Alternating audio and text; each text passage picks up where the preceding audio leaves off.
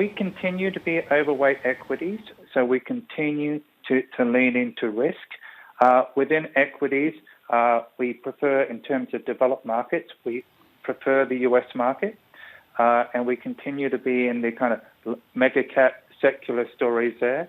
Although I should say we are also starting to put more to work in Japan, which we also see as a beneficiary of a kind of rebound in global growth.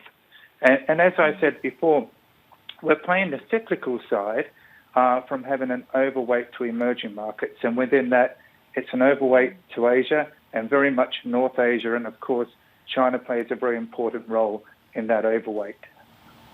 Right. How are you watching the election risk in the U.S. and what are you doing thereby to protect your portfolio here in Asia?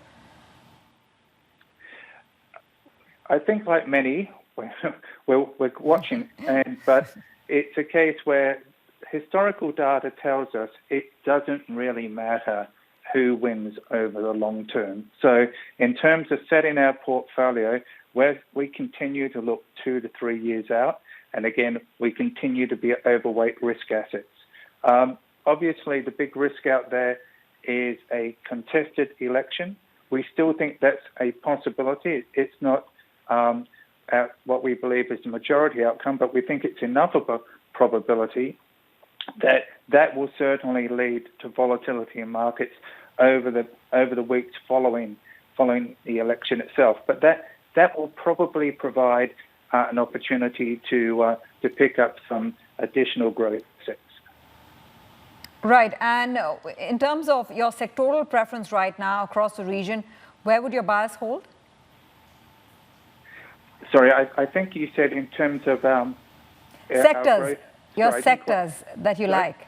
Oh, the sectors that you like for investment. Again, in Asia, it is very much the new economy that we are overweight. And really, that's the big story for emerging markets. You know, emerging markets are no more those kind of like large overweights to commodities and cyclical plays. It is far more a new economy play. And that's why we find emerging markets attractive. And that's why we think in terms of a cyclical position, that's where you should be looking over the next 2 to 3 years.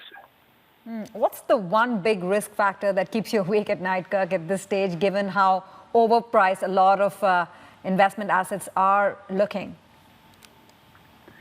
Well, short term, it is a contested election, but medium to long term, it clearly is a containment of this COVID-19 virus. Our position at the moment is that we do expect there will be a vaccine. We do expect that will be rolled out in sufficient quantities by the second half of next year, and that really is what's underlying our position there. If we see a continued rise in these kind of new waves, as we're seeing infection waves, as we're seeing in Europe and the US, and a vaccine continues to push out, that will see markets recalibrate.